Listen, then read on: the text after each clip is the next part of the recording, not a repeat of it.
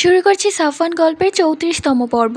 ইরার শরীরটা আস্তে আস্তে নিস্তেজ হয়ে যাচ্ছে, শুধু চোখ দিয়ে পানি পড়ছে, কথা বলতেও পারছে না। সাফওয়ান ইরার আপাকে বলল, আপা ইরার দিকে একটু দেখেন, ওর অবস্থা খুব খারাপ হয়ে যাচ্ছে, আমাকে ওকে নিয়ে যেতে দিন, ওকে নিয়ে আমি ডাক্তারকে দেখিয়ে নিয়ে আসবো, আমি কথা দিচ্ছি আমি আবার আসবো ওকে নিয়ে। এরপর অনেক কষ্টে সাফওয়ান ইরাকে নিয়ে জিন রাজ্যে চলে আসে এবং ইরার আপা কাঁদতে থাকে। ইরাকে এই অবস্থায় দেখে সারফরাজ এবং আয়রা বলল, সাফওয়ান কি হয়েছে ইরার, ওকে এরকম দেখাচ্ছে কেন, ওর কি হয়েছে? তখন সাফওয়ান কাঁদতে কাঁদতে বলল, মা ওর কিছু হয়ে গেলে আমি বাঁচবো না। সারফরাজ সাফওয়ানকে সান্ত্বনা দিয়ে বলল, চিন্তা করিস না বাবা, আমাদের বৌমার কিচ্ছু হবে না, ওকে এখনই আমাদের ডাক্তার জিনের কাছে নিয়ে যেতে হবে, সেই বলতে পারবে ওর কি হয়েছে। এরপর ইরাকে ডাক্তার জিনের কাছে নিয়ে যাওয়া হয়। ডাক্তার জিন ইরাকে দেখে বলল, ওকে মারাত্মক বিষ দেওয়া হয়েছে, এটা কোনো সাধারণ বিষ নয়, এটা জিনদের কাছে থাকা বিষ, মিষ্টি কোনো খাবারের সাথে এই বিষ মিশিয়ে খাওয়ানো হয়েছে। এই বিষের কারণে যত দিন যাবে ততই সেই ব্যক্তি অসুস্থ হতে থাকবে এবং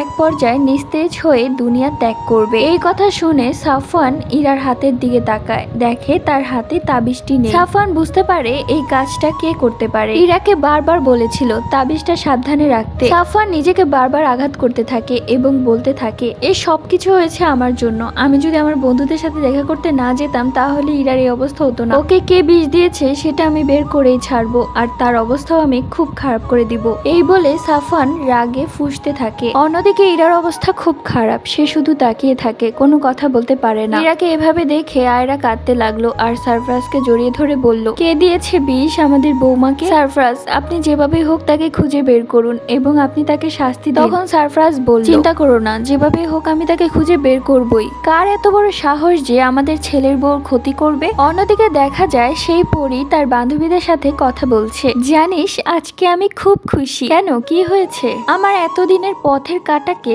আমি এক নিমিষে সরিয়ে দিয়েছি, এখনো কোনো কিছু বলতেও পারবে না, শুধু তাকিয়ে তাকিয়ে সবকিছু দেখবে আর কাঁদবে। ওর সাথে এরকমটাই হওয়ার উচিত ছিল। ওকে আমি এর আগেও সাবধান করেছিলাম, কিন্তু আমার কথার কোনো গুরুত্বই দেয়নি, আর আমার কথা গুরুত্ব না দেওয়ার যে কি পরিণাম হতে পারে সেটাই ও এখন হাড়ে হাড়ে ভুগছে। আমি ওকে চাইলেই এক নিমিষে মেরে ফেলতে পারতাম, কিন্তু তা করিনি। আমি চেয়েছি ওকে ধীরে ধীরে কষ্ট দিয়ে মারতে। ও বুঝুক আমার কতটা কষ্ট লেগেছে যখন ও আমার সাফওয়ানকে বিয়ে করে ফেলেছিল। সাফওয়ান শুধুই আমার, শুধুই আমার, ওকে আমার থেকে কেউ কেড়ে নিতে পারবে না। যেই এই দুঃসাহস করবে তার পরিণামও এইরকমই হবে। এই বলে সেই পরীটা জোরে জোরে হাসতে লাগলো। তখন সেই পরীটার বান্ধবী বলল, এটা ঠিক হচ্ছে না জেসমিন, কাউকে জোর করে আগলে রাখা যায় না, যদি না সেই মানুষটা তোকে ভালোবাসে। তুই কাজটা একদমই ঠিক করিসনি, না জানি মেয়েটা কত কষ্ট পাচ্ছে। পরবর্তী গল্প।